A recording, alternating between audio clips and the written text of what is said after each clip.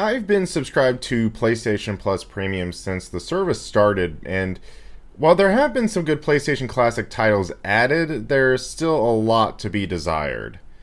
Recently, Sony began to put PlayStation 2 Classics games back up on PSN, and after doing so during the PS4 generation.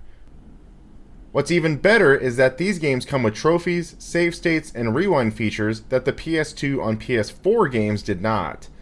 When Star Wars The Clone Wars was leaked, and it was coming to PlayStation 4 and PlayStation 5, I really hoped it would have trophy support.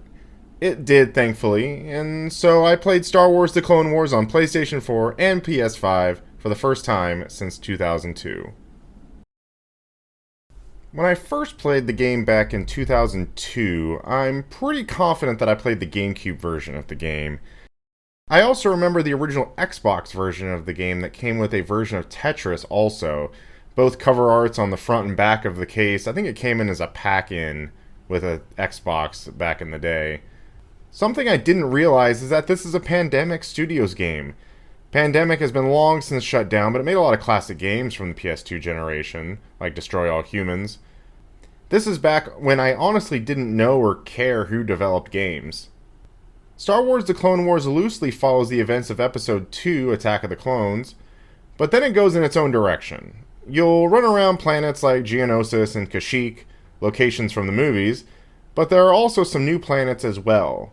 There's a lot of neat vehicle designs that were not in the movies to my knowledge. Mostly you'll be piloting a tank, with some missions remind me of using the Landmaster in Star Fox 64, but there also seems to be like an early prototype of what an AT-ST would be. The classic Republic gunship and some on-foot sections also appear. The gunship is probably the most fun, as you'll have some missiles and, more importantly, the green lasers that lock onto the nearest enemies and probably do the most powerful attack in the game. Not only is it the most powerful attack, it also is pretty satisfying to use. In general, watching enemies burst into flames after pouring lasers and missiles into them is fun. The worst control type is easily the on-foot sections. There aren't too many of these, and they don't last for too long each time you encounter them, but they aren't awful. It just feels very janky and feels like you're playing with tank controls that resemble the generation it came from. At least you can throw your lightsaber and use a force push to easily dispatch of enemies. The game consists of 16 missions total across several planets. Missions can take about 5 to 10 minutes to complete, which is a really good pace for these types of missions. While some missions feel like they're taking a while, like waiting for allies to get from one location to another, thinking back, I think this would have been a perfect portable game. Not an entirely long game, with maybe a 2 or 3 hour runtime, and levels that can be completed in under 10 minutes. If you're going for platinum like I did, it won't be too difficult to obtain.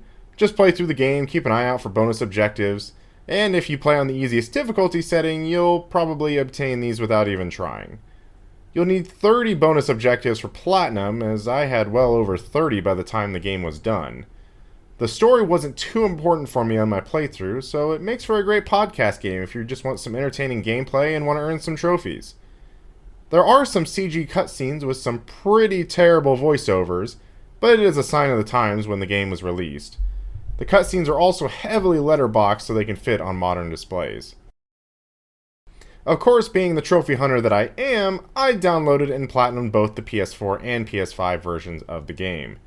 It only took me about 6 to 7 hours total to platinum both, knocking out some good podcasts in that time. I played both versions on PS5, and the PS5 version was considerably better. It runs much smoother than its PS4 counterpart. I started with the PS4 version, and once I booted up the PS5 copy, I appreciated the game much more. Earlier, I mentioned needing the bonus objectives to obtain the platinum. These objectives also reward you with unlocks. Most unlocks are new multiplayer maps, a side mode that I didn't even bother with. But there is a model viewer and behind the scenes video if you're into that sort of thing. If Sony can continue to release classic games on a regular basis, I think there's a promise for these titles. We also recently got the first Sly Cooper and Daxter, but one of my favorites, Ratchet & Clank Size Matters, is also getting a release on PSN pretty soon. Will I go for platinum on PS4 and PS5 versions of these games? Absolutely. I hope Sony can continue to go back and add trophies to some of the PS1 games that have already been released. Revisiting a classic like Star Wars The Clone Wars let me relive my teenage years sitting in my parents' living room, and I just hope that more classic games can bring some additional memories. Hey, thanks for watching. Kind of a short and sweet video today, but yeah, I just really wanted to get on the mic and talk a little bit about some of these games. So if you enjoyed that, please let me know down in the comments below. Leave this video a like, and hopefully I'm getting more videos out on the way.